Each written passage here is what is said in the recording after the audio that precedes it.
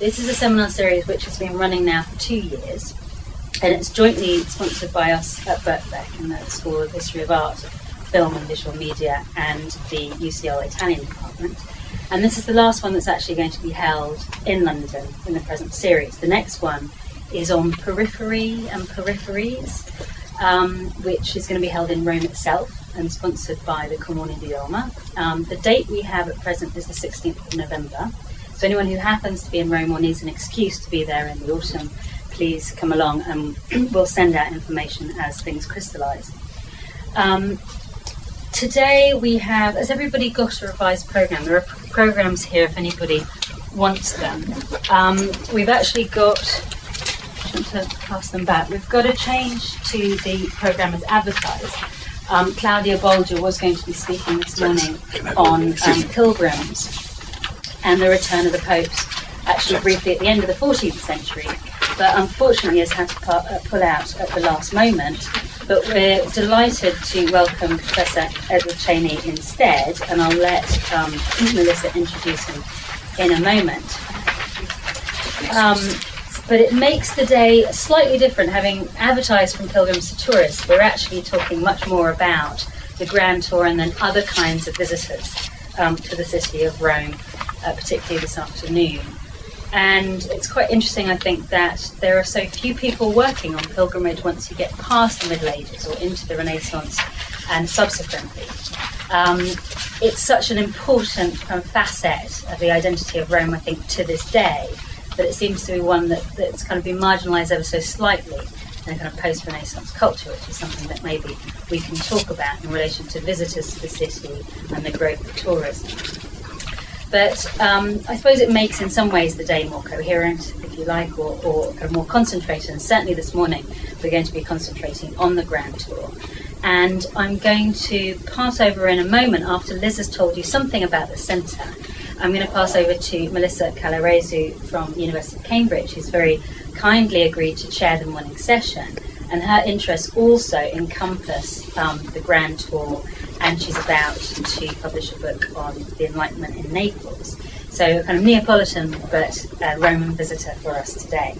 So thank you very much, Melissa. And before I hand over to you, as I said, Liz is going to say something about this centre, which was designed very specifically for the School of History of Art, Film and Visual Media at Birkbeck.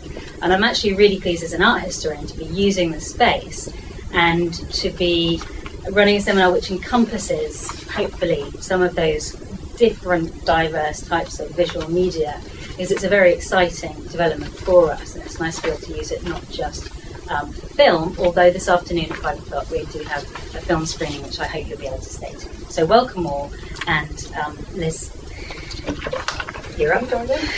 And thank you for agreeing to say something. I don't usually do this, so give it a nervous start.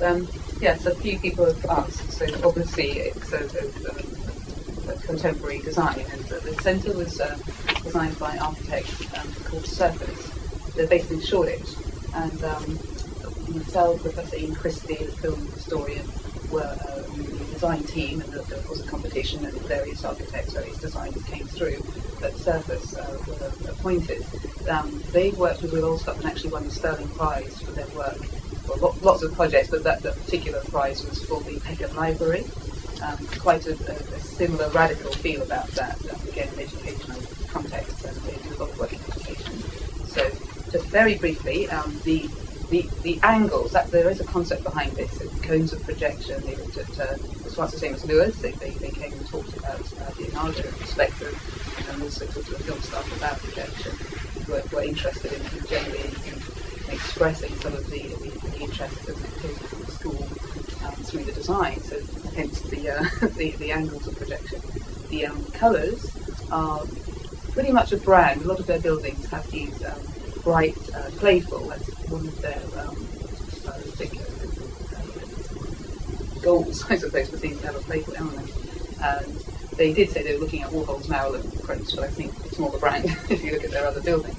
So the poured resin, aluminium, MDF, the mix of materials, it's all specifically playful elements, and hopefully as students discover where it is, the idea is there is more public open space to talk about the environment. It is about the cinema, which we hope to develop the projection room to include 35mm, 8mm, to be able to look at everything from blanking slides all the way through to the new digital medium. And our collections reflect that. We have a fantastic slide library with 35mm slides, and all the way through to the film collection of DVD, VHS, that sort of thing, which is also housed in a centre. There's also a viewing space, so it's quite high-tech editing equipment. So as well as the cinema, other activities that are possible. And it's designed to facilitate staff and students working with all the visual media. So that's about it. Thank you if very that helps. much. Okay.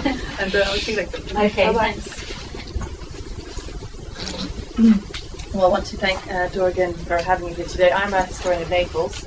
Naples in the 18th century, and I have done some work on the Grand Tour. And one of the things that I'm interested in, and why I was interested in this series, is this question about the dynamic also between the Grand Tourists and those places that are being visited as well. I hope that's something we can talk about today. And I think that many of the themes about the Grand Tour in Rome also correspond to the Grand Tour in Naples. And first, I'd like to introduce Edward Cheney, who is one of the most important contributors to the geography of the Grand Tour in English. And I know his work well, so I was very pleased that he came as a replacement for the Pilgrim person.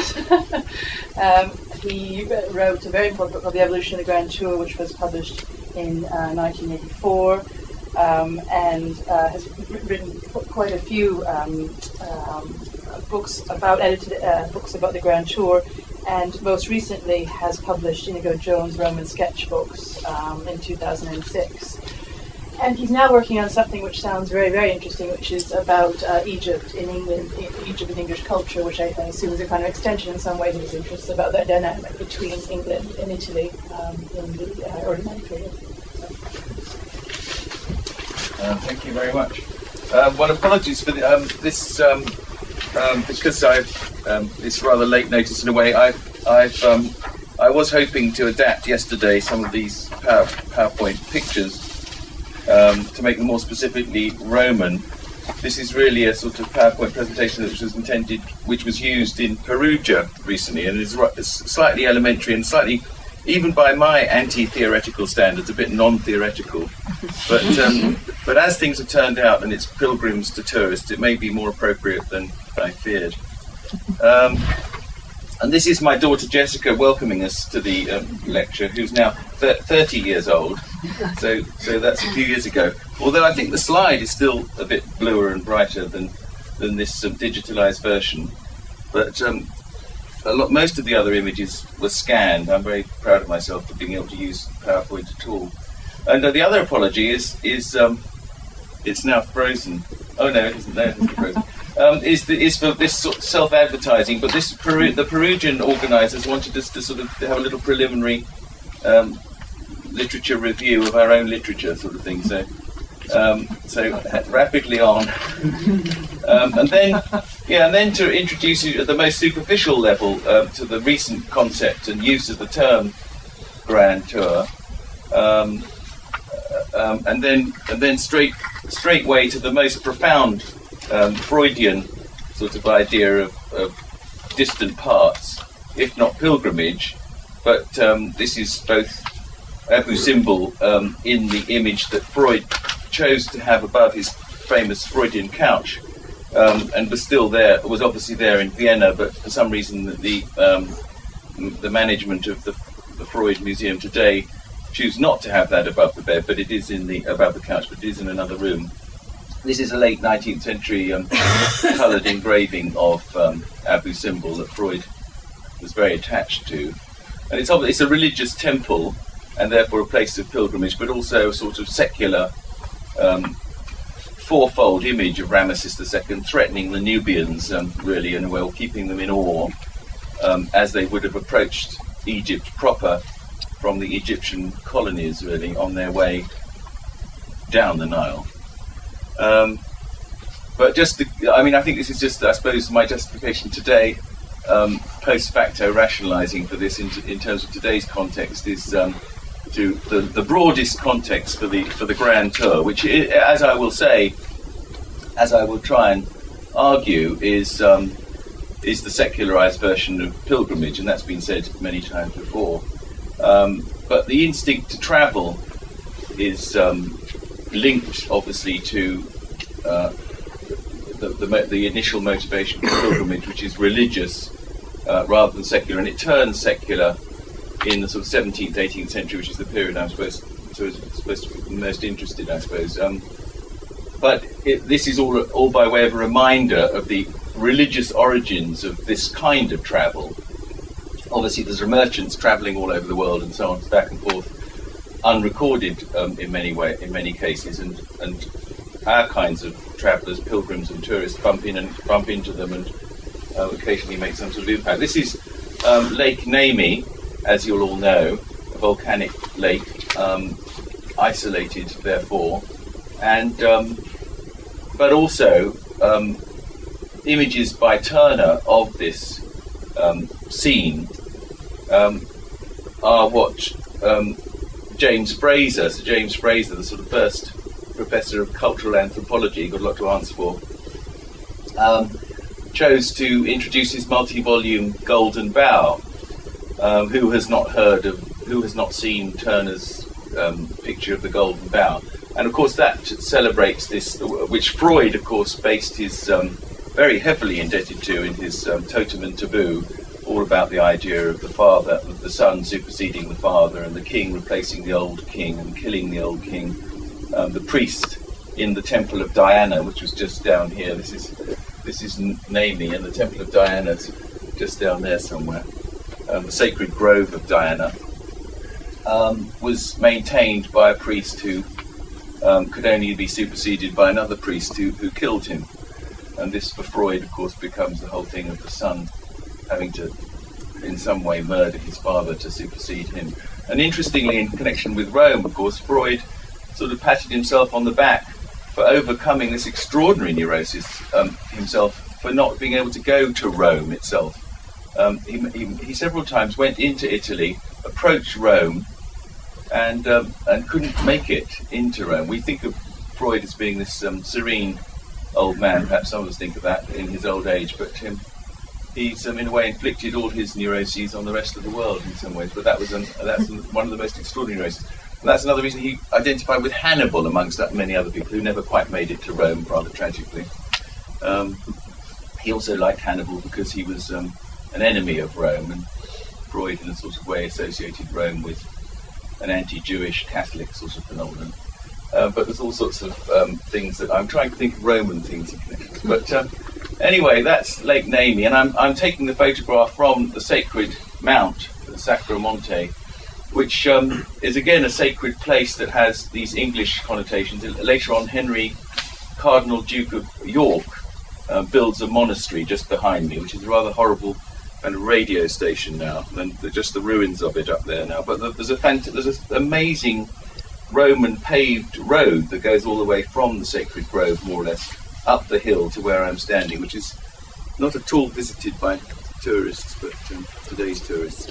Oh, and there is the Golden Bough, in a sort of abridged edition by the wonderful Mary Douglas, with a rather discoloured bit of the Turner painting. But as I say, he begins this multi-volume work by celebrating Lake Nemi and the pilgrims that would resort there from all over the world. So this is obviously pre-Catholic pilgrimage, and just putting it in another context. And then my excuse for showing the slide on the right is this continuation, this more secular aspect of tourism associated with Lake Nemi. And the status of the sacred grove of Diana was such that it became a sort of pleasure resort already. This cycle of religious to secular happens already in the ancient world, and then it happens again in our sort of modern world. But Caligula in particular, who we don't associate with great religious piety, but he had sort of 2 boats built, which obviously couldn't go anywhere because it was a volcanic lake, for sort of orgies and pleasurable banquets and other forms of decadence. And his successors, there's a kind of replication of what happened to them as well, because his successors seem to have sunk them in protest against his regime, his decadence and so on. And in the Renaissance, they knew about these boats from documents, and in fact, Leon Battista Alberti organised sort of projects to lower divers down and try and find things off them, but not very successfully. They found a few bits of metalwork and so on, but people were always trying to get at these boats as incredibly important archaeological finds. But of course, it was only Mussolini that really got the job done, as in other cases I'm going to mention. And he decided on the not very subtle technique, but very impressive one, of just draining the entire lake. And that's what he did. And there's the boat, one of the boats exposed for modern tourists to gawp at. Then there was a sort of replay of that in a way, because the boats, Mussolini built this marvellous fascist sort of concrete museum by the side of the lake for these boats to go in. And then the Germans, who were rather disappointed with the Italian support when the Allies started to win the war, retreating Germans apparently burnt the boats in the museum. So they've got this wonderful fascist museum with nothing in it now. At Amy. And famously, another interventionist sort of thing Mussolini did was clear away this area, this medieval area, to create the Via della Conciliazione when he signed this treaty with the Vatican, with the Pope. I suppose this, in today's context, is a reminder that even after the war, the Second War, a popular guidebook to Rome would still assume that you'd spend a fortnight there, which I suppose is quite a lot of time by modern tourist comparisons, when people will go in a coach trip and spend about 3 hours and do Rome. But as I say, also in the images themselves reveals aspects of things that we could discuss and pick up later.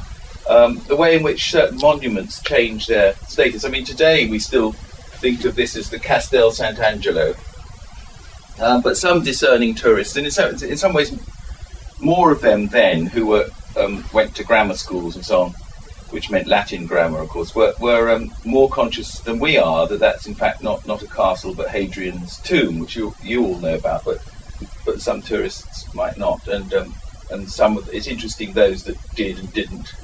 Then with the ancient Ponte Sant'Angelo leading to the castle, Hadrian's the Pons Hadrianus, I suppose, and then the kind of ongoing development of that by various popes, and in particular Bernini's incorporation of that. I mean, Bernini would obviously, I think, would have approved very much of Mussolini in this sense, because it completed his conceit, his concetto of crossing this bridge and past the Stations of the Cross, or the sufferings of Christ being held up by his statue, the bit of vinegar and the crown of thorns and so on. And then you come into this, and then of course you're famously embraced by the arms of Mother Church, his colonnade that he added to which represented the completion of that sort of 200 or 300 year project of building St. Peter's. And then of course the obelisk, which I'm now terribly interested in, these obelisks. I mean, the reason I'm, in a way I see my interest now in the reception of ancient Egypt in England as a natural development from the Grand Tour in Italy, because most English people's first encounter with anything, with Egyptian culture in its material form, was in Rome, and particularly the obelisks, which fascinated them right from the beginning, even before they were erected by Sixtus V in the late 1580s. This one, of course, the Vatican obelisk, was the only one that was still standing after the decline of Rome. But it was standing round the corner, round the back of the old St. Peter's, and was moved by Domenico Fontana for Sixtus V in 1586. And that removal was, in fact, like sending someone to the moon. It was published and celebrated throughout the world, or the Western world at least, and inspired most of the obelisks that you find on tombs and and in places, small reconstructions of obelisks and so on throughout England and Western Europe were inspired, I think, by that episode where Sixtus re-erected 4 obelisks altogether, using them as landmarks in Rome, and seeing himself very much as a new Augustus, quite consciously seeing himself as putting Rome back on the map, for the higher purpose, of course, of impressing visitors to Rome so much that they would all become Roman Catholics again. So it's especially aimed at northern European heretics, the Dutch and the Germans and the English in particular. And this is Inigo Jones's image of the Castel Sant'Angelo, which he says, and this is again the sort of, I suppose this is an illustration of the primitive Grand Tour and the fully developed Grand Tour as depicted by Joseph Wright of Derby. But quaintly enough, there's more in common between these two images than strikes at first, because Inigo Jones writes at the top, "This night I saw again, Rome, 29th of May, Maggio, 1614. This night I saw again the Girandola and Foci Artificiali." He could almost speak Italian. And the procession Corpus Domini, a coronation of Pope Paul V.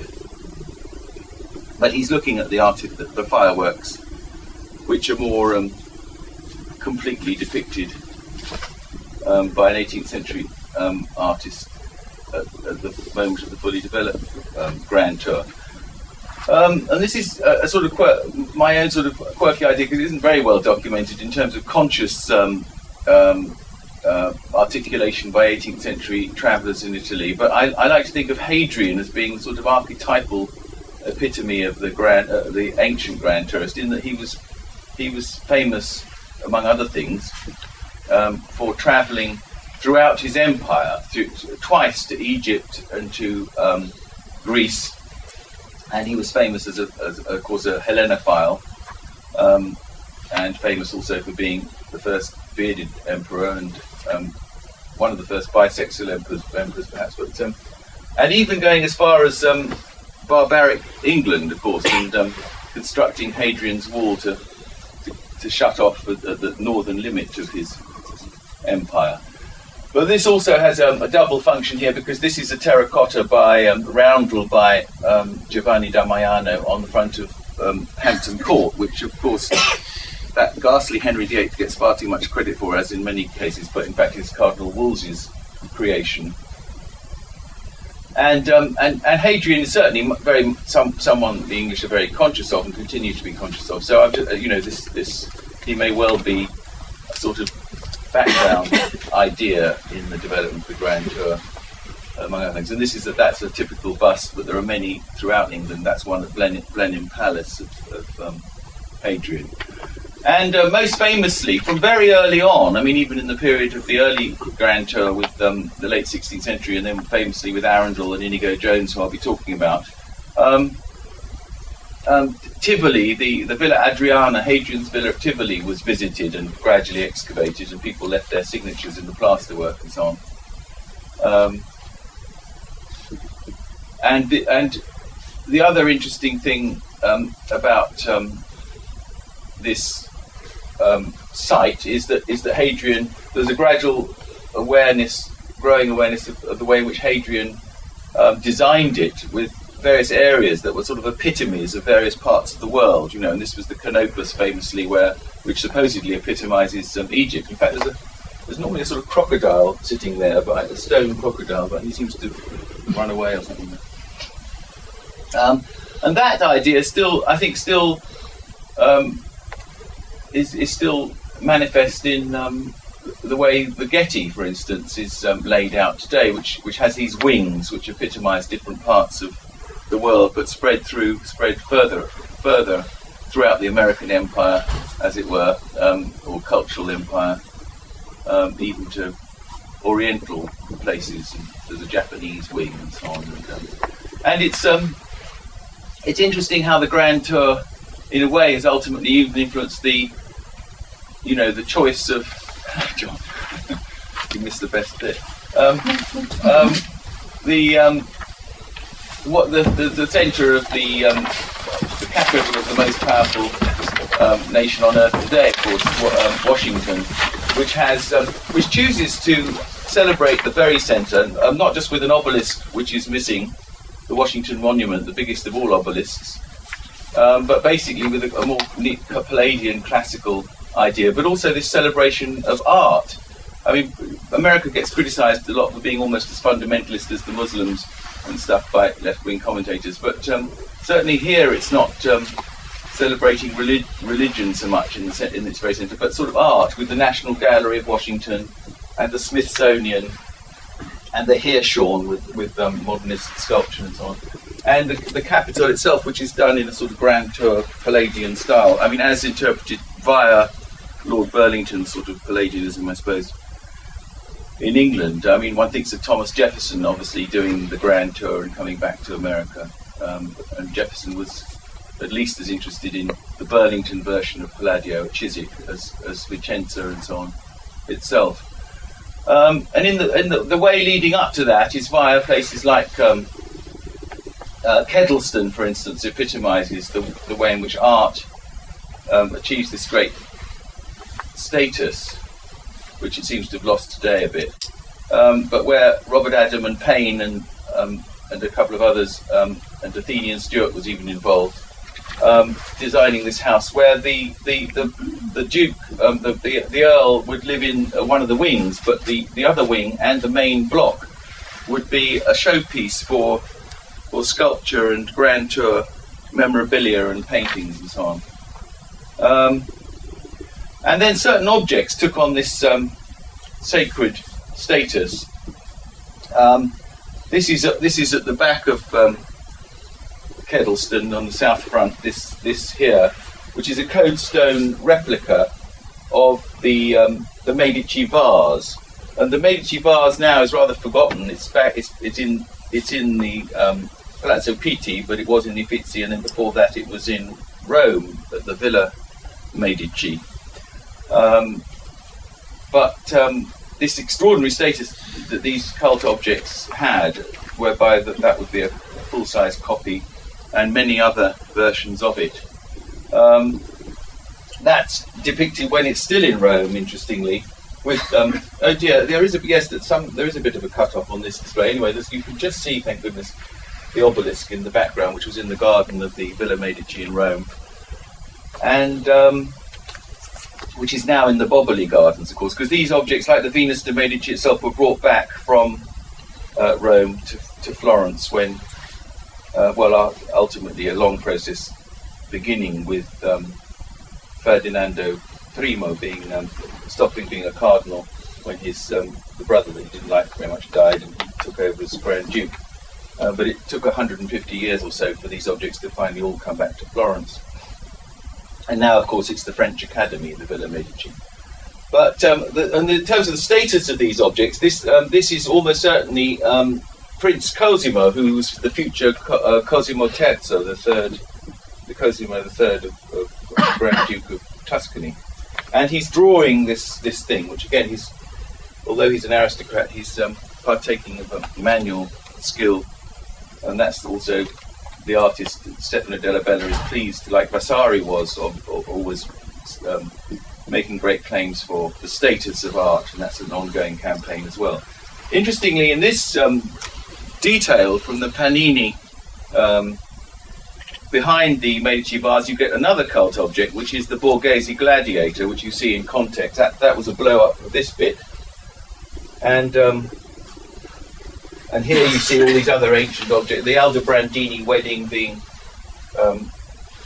drawn and studied, because it was a rare piece, enormous status, especially before the discovery of Pompeii and Herculaneum, when there wasn't much Roman painting known.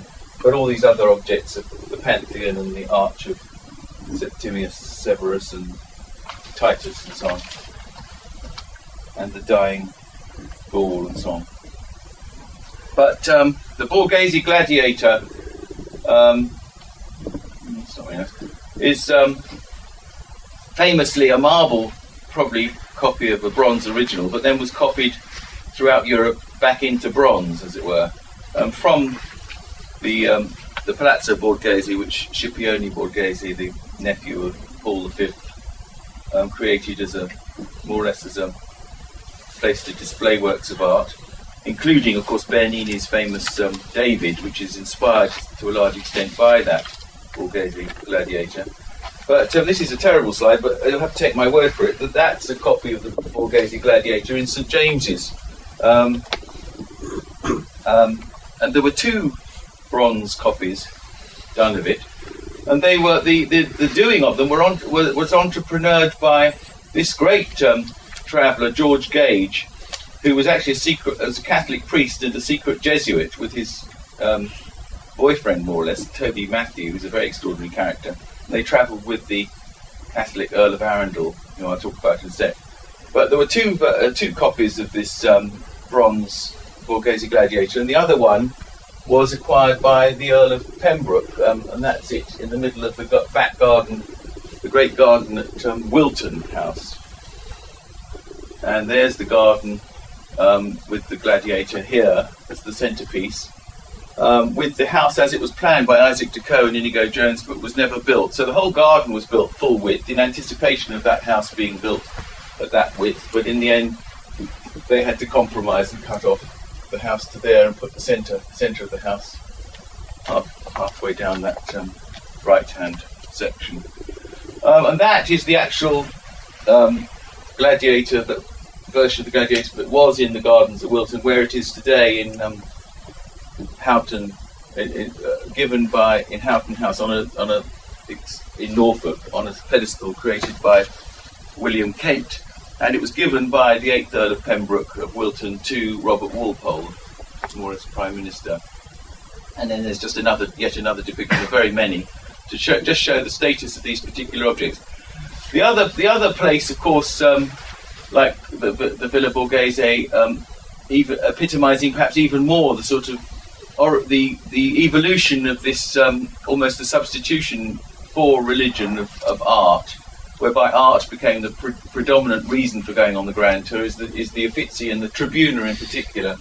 And that's obviously the Tribuna bit, which is a sort of like a shrine, but a shrine to an entirely secular phenomenon, which is art.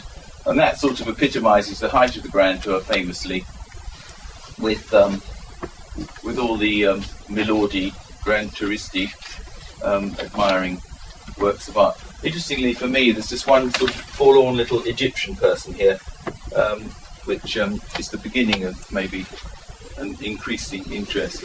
Well, to go back to the beginning again, just to, I suppose, to remind people that that we did have a Roman connection right from the beginning. There's Boadicea. The Romans were over here before we had to go over there, as it were. But there's much less left above ground, at least. In England, so we had a much longer, I think, dark age, if one's still allowed to use that term, than places like Italy, and southern France as well, before they destroyed a lot of their Roman monuments, who could feel that they had a more continuous connection with ancient Rome. But as a substitute for the wife of Bath and pilgrims in the Middle Ages, that this Mrs. Brown on the Grand Tour will have to do. She's my wife of Bath image, and there's Chaucer looking disapprovingly on. But Chaucer, of course, went on a couple of grand tours or travels, diplomatic tours. I mean, I suppose it's the transition is from pilgrimage via diplomacy and the studying of foreign languages and very slowly an increasing interest in the art ingredient in what they were seeing. But in the 16th century, there's very little interest in art. There's interest in hospitals and manners and customs and so on. There's a lot of literature about, by early Protestants, in fact, being rather pleasantly surprised against their better judgment that is reluctant to praise anything Catholic, that these Catholic hospitals, particularly after Henry VIII got rid of a lot of hospitals that were based in monasteries, really, and with the dissolution of the monasteries we lost a lot of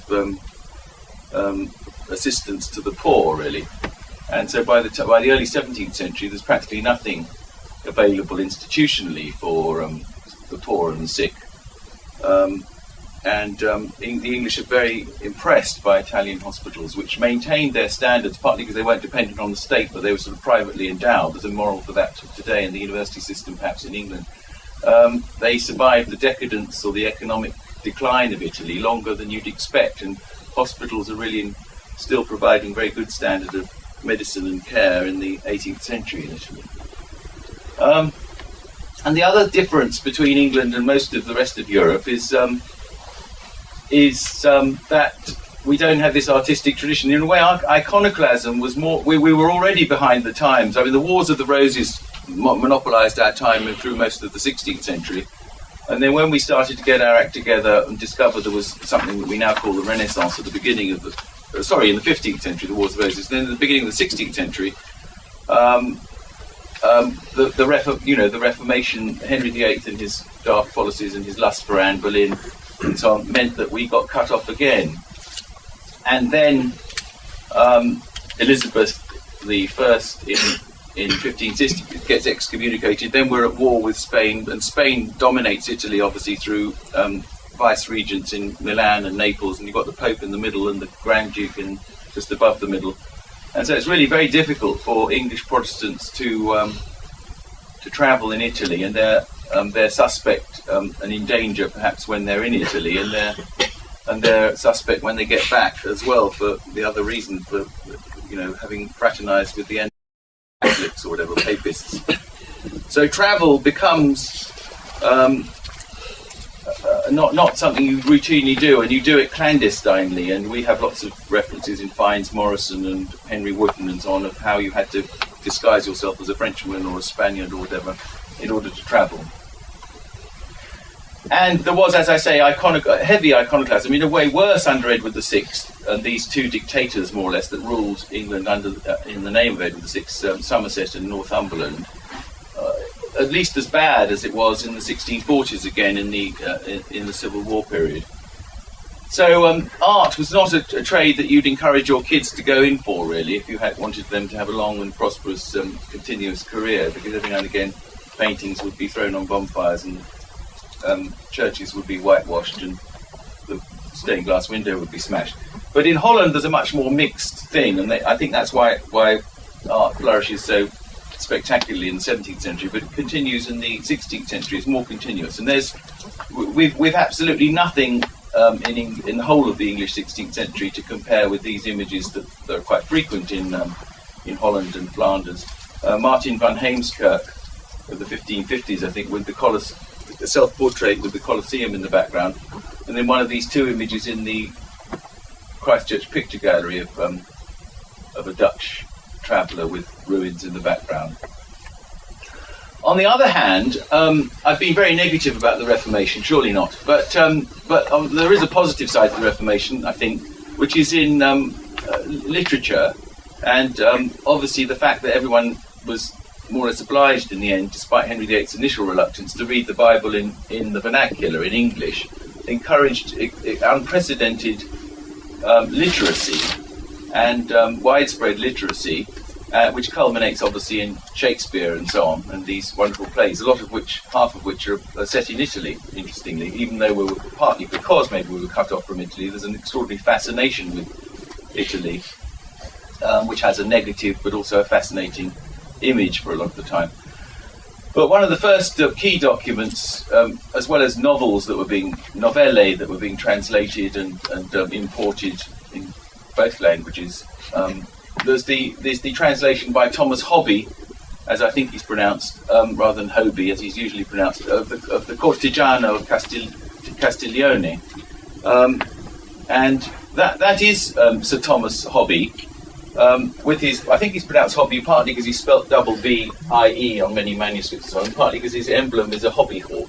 That's him and his brother, Sir Philip, who is older half-brother, who encouraged him to go to Italy to qualify himself for a career in diplomacy by learning foreign languages, or Italy and France and Germany and so on. And he went on a very extensive tour, including through Sicily and Calabria, which was very unusual. Very intrepid, And his brother, Sir Philip, was a very sophisticated, unusually sophisticated character, and even in the visual arts by English standards, and was a friend of Holbein, and apparently knew Titian and Aretino, but that's quite unusual. So Hobby was had a good background for making the best of his tour. His own house was a very undistinguished affair, and rather symptomatically of modern Britain, perhaps. It's now a sports centre. But it was a monastery, you know, an abbey that was given over to anyone who was more or less friendly to the Reformation as a reward. But it evidently had a fountain in it, a sort of Renaissance fountain of some kind. And one of the few references, he does mention Michelangelo in a sort of obscure way in his diaries, his travel diaries. And he also records his admiration in Sicily for the fountain of outside the cathedral in Messina. So that's a rare piece of description and admiration of a Renaissance work of art. That's the fountain that he admires. It's still not quite finished when he sees it in 1550. 1551 or so. The first edition of this is Leandro Alberti's Descrizioni di tutta Italia is 1550, and that is the source for his diaries written up after his travels, for most of the topographical information in his journals. So everything that's not really plagiarized, to use a modern term, from Leandro Alberti's Descrizioni, is first-hand observation, really, by Hobby, because there wasn't much else. There was nothing else really in the way of sources. I mean, there was Flavio Biondo and so on, but this is a compilation of all the available information on Italy, a great big sort of guidebook come history of the whole of the peninsula. I think that's another interesting idea that perhaps hasn't been explored sufficiently, is the role of the Grand Tour in the eventual unification of Italy, because we always treated it as we had to have health certificates and go through customs barriers and stuff, but we still thought of Italy as a sort of unity, which must have encouraged, and I think that's partly why Garibaldi was such a huge hero when he came over in the 19th century, because we were sort of pushing and hoping for Italy to be a united phenomenon. These mid-16th century key documents, as well as Thomas Hobby's diary, which wasn't published until the early 20th century, so that didn't have any influence because that was buried away in his library. But the History of Italy by William Thomas was very influential. It was published republished three times in the late 16th century. I'm always amazed at how little interest, given such a huge industry, Shakespearean scholars take in this, because it's got, you know, the best account of Venice and Jews in Venice, and it's got, you know, stuff about Florence and Rome. Very good account of Rome, about the obelisks and about it's the first description of the classical orders and so on. But the whole atmosphere of Italy is very reliably explained, and if Shakespeare had wanted anything in English on that, this was the only thing available. And even the name Prospero comes into it, Prospero Visconti. It has been, I think that has been pointed out, that might be an inspiration for Shakespeare's use of the name in The Tempest. But anyway, that was published in 1549, because in the mid-century there was a sort of still an attempt to try and, you know, the Reformation hadn't completely, we hadn't gone to war with Spain yet, for one thing, so there was still this attempt to still travel and appreciate things in Italy. I mean, after all, you had Torrigiano coming over here and doing the tombs of the king, and that Giovanni da Maiano phenomenon, and the literature coming over and so on. So there was an interest, a great interest on the part of the elite, at least. And the elite, the Duke of Northumberland sent over John Shute to study architecture so that he could benefit architecture in England. But symptomatically, that wasn't actually published at the time, the first and chief grounds of architecture, but not till 1563, and dedicated to Queen Elizabeth. The results of that beginning of architectural knowledge rather spectacularly successfully manifest, but again rather an isolated phenomenon, however grand a phenomenon, was Longleat House, which shows a knowledge of the classical orders of Doric, Ionic and Corinthian in the 1570s. There's this medal celebrating Queen Mary's reign when there's a Catholic revival, and I can't quite remember the contrast. So this was back to hospitals. This was the admiration of hospitals and the arts of peace. I mean, Mary is symbolised bringing peace to an island and destroying the works of warfare. The people that do travel in Italy, as I say, do so clandestinely, or they become rather notorious as Catholics and live back in England in internal exile, almost in isolation, or they die abroad. Edward Lord Windsor has a grand tomb in Venice where he died, remained a Catholic. Hans Ewith's painting of a very classicising Roman emperor type, Marcus Aurelius type figure with a Horatian motto about envy rebounding on its author, which may be a reference to his rivalry with the Duke of Somerset or Northumberland. But that's Henry Fitzalan, the earlier Earl of Arundel. I'll be talking about the more famous collector Earl of Arundel later, but he deserves to be more famous than he is. He was the father-in-law of Lord Lumley, who continued to develop the gardens and building and collection of Nonsuch, which Henry VIII had built and then was inherited or acquired by this Lord Arundel and Lord Lumley, and was one of the greatest collections in England, but very isolated and regarded as an oddity rather than something that influenced people to imitate him on the whole. You do get these travellers, but they don't tend to go to Rome in the Elizabethan period. Sir Philip Sidney famously may have gone as far as Florence and certainly went to Venice, which Venice was much more accessible, and because it was more independent of the papacy, sometimes notoriously so, in fact encouraged by the English in the early 17th century, it broke away from Rome altogether and was excommunicated as a city. And Edward Earl of Oxford, who did travel much further through Italy, but actually not much, as far as we can tell, to Rome, but everything but Rome, and even to Sicily, where he challenged people to duels and so on. He's quite a manic sort of character.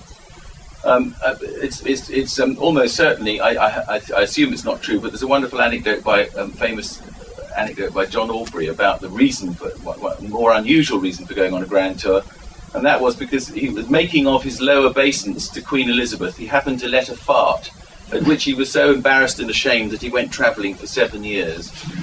And when he came back and said hello to the Queen again, she said, "My lord, I had forgot the fart." But that's just by the way, I suppose. This is both shows the sort of primitive nature of painting and art in England. This is Sir Henry Unton in the National Portrait Gallery, but it does in detail. I don't suppose these lights can be turned off. Maybe that will make the slides better. But there is some sort of grand touring going on there, and him travelling through. That's better. Thank you. Through Italy and carrying an umbrella to keep the sun off him. We finally get to Inigo Jones and one of his first patrons, Francis Manners, the Earl of Rutland. He went travelling with all three of the Manners brothers, who were Catholics and patrons, and he went to Italy almost certainly with them, also with Robert Dallington, and then to Denmark also. That's a Wilhelmina engraving of Inigo Jones a bit later in 1614. But this is the text that recorded these travels in Tuscany at least, perhaps not as far as Rome, in 1596, written up by Robert Dallington, quite critical of the Grand Duke's government in Tuscany. But very good descriptions there are at this time of the Mannerist gardens at Pratolino, and there's the major piece that survives, Gian Bologna's epitome of the Apennines. But the crucial break and the sort of thaw, in a way, between the Catholic world and England, or between Italy and England, because of this Spanish domination of Italy, was the 1604 peace treaty with Spain. And you've got the Spaniards lined up on the left, and the English, Robert Cecil and the Earl of Northampton and so on that side, signing the peace treaty with Spain. And that gradually, especially after the appointment of an ambassador in Venice, Henry Wotton, gradually allowed people to travel more easily into Italy. Starting off, though, with Venice. And it took quite a long time before people felt more or less comfortable to visit Rome. In the meantime, Robert Cecil again, you can see his face is sort of based on that portrait on the bottom right by the image is a sort of de Kritz image, although this painting, one's not quite sure who painted it. But Henry Wotton, in order to cultivate his patron, who was effectively Prime Minister of England, Lord Salisbury as he became, Robert Cecil, or Cecil as posh people pronounce him, asked for a portrait by de Kritz to be sent to Venice, and the Venetian mosaicists turned it into that marvellous image that's now at Hatfield House, was at Cranbourne in Dorset for a while, but is above the fireplace in the Great Library at Hatfield. And you get characters like Coyot, Thomas Coyot in the Crudities, travelling to Venice only in this case, not further south still. So it's a very gradual process before you could easily travel further south to Rome. And one of the pages in the Crudities, interestingly enough, is a sort of mock encomium by Inigo Jones, who was a sort of friend of Coyot. He was a sort of court jester, really, to the court of Prince Henry. So that proves that Inigo Jones, probably read the Coyot's Crudities, which is very heavily indebted to one guidebook, a revised version of the Itinerarium Italiae by Francois Schott, or Franciscus Scotus, but as revised by a very civilized Vicentine inquisitor called Girolamo Giovanni da Capugnano. And I found that he actually added all the art historical bits, and especially a lot of stuff about Palladio and descriptions of the buildings in Vicenza, to this otherwise obscure guidebook, which, thanks to this heavy revision by Girolamo da Capugnano, becomes the standard guide for about 150 years. And Coyot's, I was bemused by how sophisticated Coyot's descriptions of these Palladio buildings were, because it's quite important, because it is published in 1611, just before Inigo Jones goes travelling with Arundel and his wife. And then I discovered that was all based on this revision to an Italian guidebook. But Inigo Jones travels first to France and sees a lot of Roman ruins and so on, almost certainly, although it's not 100% documented, with Lord Cranbourne, who certainly goes and keeps a diary, and he's suspiciously interested in Palladio and in classical architecture, and I think that's because Jones was with him. Jones certainly came back at the right time, went out to France at the right time, according to various documents, and came back at the right time to help, to advise Cranbourne's father, Robert Cecil, Lord Salisbury, who I mentioned before, on the building of Hatfield House. And on the right, there's a very unusual painting that's recently come on the market by Domenico Tintoretto, the son of the famous Tintoretto, of a traveller called Sir John Finett, with a view of Venice in the background, which is very unusual.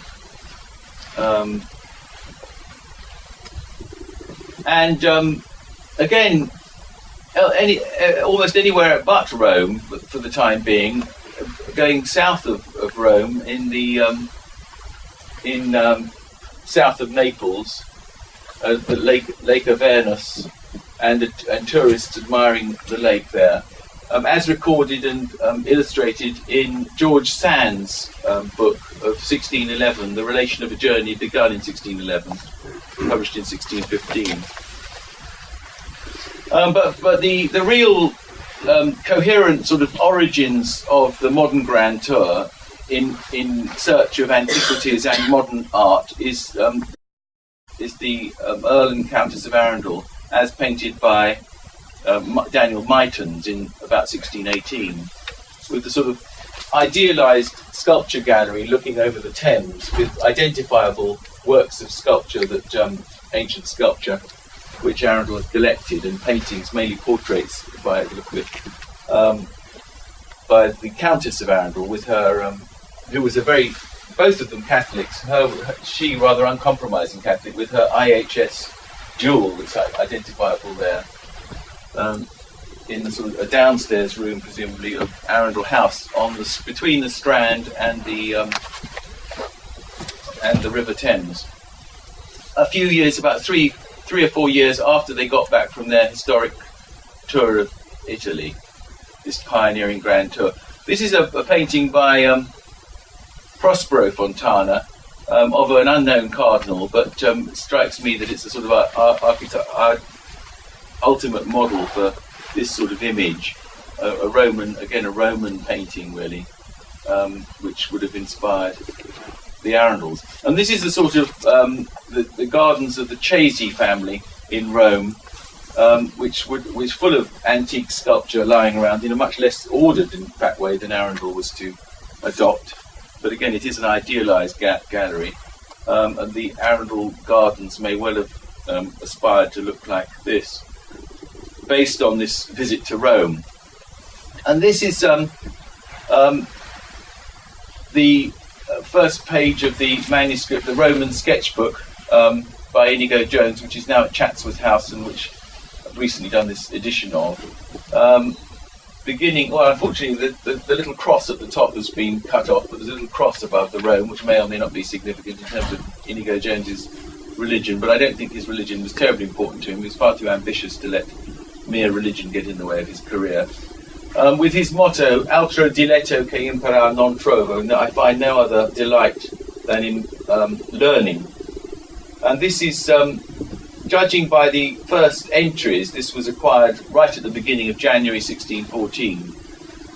It's a slightly disappointing book in a way, in terms of the title it's acquired. It didn't have that. He didn't give it that title, the Roman Sketchbook, because it leads one to believe there might be sketches of things in Rome, but there aren't really. Most of it's prints done after prints and so on, and engravings that he saw and studied back in England quite a lot later.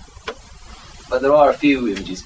Meanwhile, I'll show one image, but he used this guidebook among others. He had very detailed guidebooks, and of course he had his copy of Palladio's Quattro Libri dell'Architettura with him, which he annotated in detail, which is now conveniently at Worcester College, Oxford, it provides most of what we know about their itinerary, the itinerary of him and the Countess and Earl of Arundel.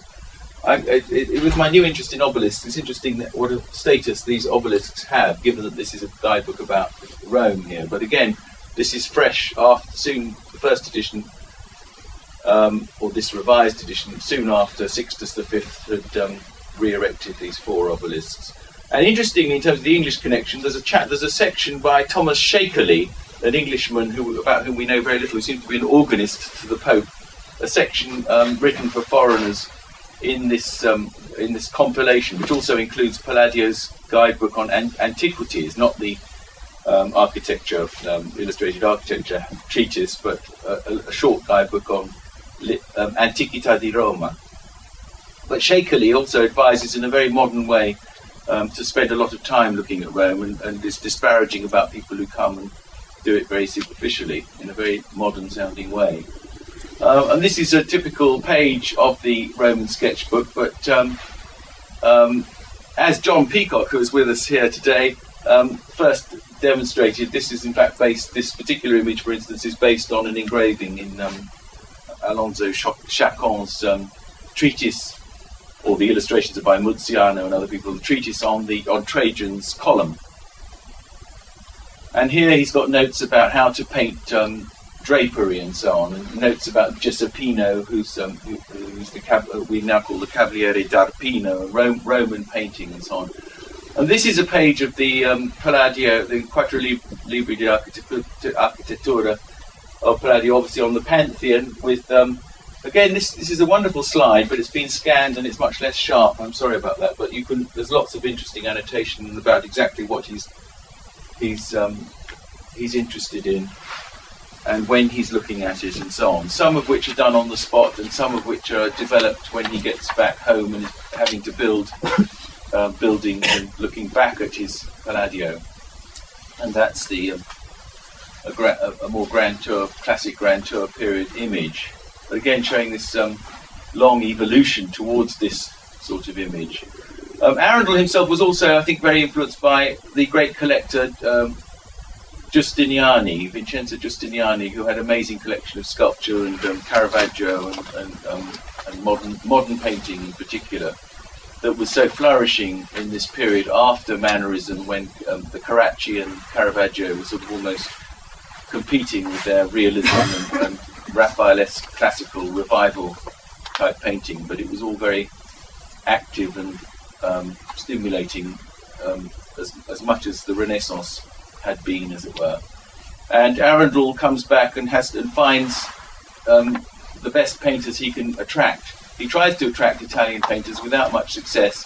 We get Orazio Gentileschi coming to England, possibly followed by his daughter Artemisia briefly, but on the whole it's Rubens and Van Dyck and others, and this is the wonderful Van Dyck in the Getty. I wasn't going to dwell on this because it's mainly about Rome, but since we have Melissa's interested in Naples, this is the San Paolo Maggiore, which when Inigo Jones went before the earthquake, the late 17th century earthquake, had a complete temple facade on the front. These are just the two remaining columns of the classical Roman temple, and Inigo Jones was therefore very interested in that. So there was more in Naples for someone interested in classical architecture than there is now, in a way. Although now you can go underground and see these amazing excavations and see Greek and Roman antiquities under Naples. And these are the relevant pages in Palladio illustrating the temple facade which was on the front of San Paolo Maggiore. Again, with annotations, unfortunately not so visible as they are on the slide, but saying this I saw in January, or whatever it was, May 1614. And he also, interestingly, bought, to supplement his account in Palladio, he bought this book by Sumonte called the Historia della Città e Regno di Napoli. And there he is interested. It's quite fun that when his heirs sold the books, which they weren't supposed to do, really, because he left them to John Webb, and they're supposed to be kept in the family. They scratched out his name, but they only scratched it out in volume 1, and in volume 2 they forgot to scratch it out. So there's his name quite clearly unscratched out. And that's an illustration from this book. And although it's a slightly more amateurish illustration in its effect than Palladio, it's actually more accurate than Palladio because it's done on the spot. I think Palladio probably had a drawing from someone else that he copied. And the modern bit, which is done by a 16th century Theatine architect, Grimaldi, I think, ended up being of more interest to Inigo Jones than the older bit in terms of his practice, because he did a design for the great door in the banqueting house in Whitehall in 1619, which seems to be based on that modern door, which was behind the classical temple facade of San Paolo Maggiore in Naples. I don't know what's happened to this, but this is just by way of reminding one of the advantage that the Italians were at in terms of the continuity with Roman classical ideas of urbanistica or town planning or whatever. So there's a grid pattern even in Florence, which was not a glorified camp really in the Roman period, but that's been maintained, that Roman layout with the square plan. Whereas London was a much more chaotic effect. This is Arundel House, reminding one of how London was really built of wood and mud and timber framing and not much stone and not very classical. Although they're quite complicated, I think Arundel thought that was rather aristocratic to have a shambolic, ancient-looking house.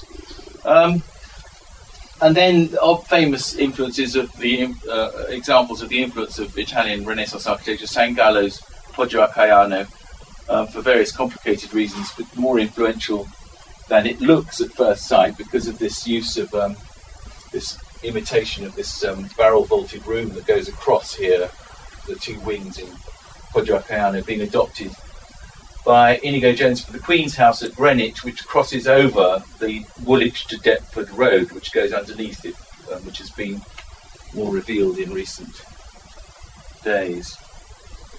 Well, there's Inigo Jones in his maturity, by William Dobson, the only native English painter of any quality in certainly the first half of the 17th century, because of the influence of Van Dyck mainly. But he probably encountered Guercino on his way to near Bologna in 1614. There's a little stray sketch that survives at Chatsworth. But there's that image of my daughter welcoming them to the Villa Capra. But that plate, that annotated page of the Quattro Libri with the Conte Capra, his villa in September 1614, is an influential moment, obviously, because it leads eventually to Chiswick and Merryworth by Colin Campbell, and even into America, Thomas Jefferson's Monticello. And I better hasten on. Did we start late? We can about an hour. Okay. I'll run through then. This is there's opposition then to travel and so on. This isn't specifically Roman either. So, although he's ordained a priest, Toby Matthew, secretly by Cardinal Bellarmine in Rome, this is the Countess of Arundel continuing unusually travelling on her own later on as a woman, which is very unusual, formidable woman. Her sons are educated in the Veneto at the University of Padua. These are their signatures in the matriculation record. This is part of my new interest in Egypt. This is the obelisk of Domitian, which Lord Arundel actually acquired this but couldn't export it. And according to Lascelles' guidebook, The Voyage of Italy, it was his interest in it that stimulated the Pope first to forbid it being exported, and then Urban VIII's successor, Innocent X. There's where it was lying when Arundel was looking at it. This is Arundel's agent, part-time agent, John Greaves, who eventually writes a book about the pyramids in Egypt, writing Mr. Petty's Agulia at Rome. Mr. Petty was William Petty, this extraordinary art agent that Arundel employed in Italy. And of course that's the same obelisk that eventually gets erected by Innocent X in the Piazza Navona, the obelisk of Domitian. That's John Greaves. This is other travellers, Bullen Reams and his manuscript collecting paintings in Bologna and thereabouts. This is an episode where Bullen Reams meets Artemisia Gentileschi here in Naples, and her daughter, who also paints, he says. Milton travels in the 1630s, a bit hypocritical about his travels because he pretends he was ardently defending the Protestant religion, but in fact he was sucking up to Cardinal Barberini and dining at the Jesuit college. Famous Bernini bust of Thomas Baker, who's a very wealthy Englishman who gets Bernini to break the papal rule that he should only do cardinals and princes and kings, and he does a private citizen in this case. Thomas Hobbes, who dines at the English College in Rome and possibly meets Galileo, which I suspect Milton didn't do, although he claims to have done. And the famous Van Dyck triple portrait of Charles I, which was turned by Bernini into a bust, which was then destroyed in the fire of Whitehall. A less grand image of three English travellers pointing at a map of Italy, and so on. Guidebooks. John Evelyn, who travels to Rome, and the Arundel Remembrances, sort of manuscript guidebook done to guide John Evelyn. Pyramid of Chestius, and a rather quaint drawing by Richard Simmons, who documents paintings and works of art in Rome and apprentices himself to a painter called Canini in Rome. And a sketch by Henry Stone of the Forum with smart, fashionable English tourists or foreign tourists in the Forum. That's Henry Stone, the artist, the brother of Nicholas Stone, who left a fantastic diary of the 1630s and early 40s of his travels in Italy. And that's The Voyage of Italy by Richard Lascelles, who invented the term Grand Tour according to the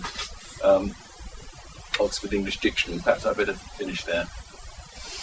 So thank you very much. Thank you.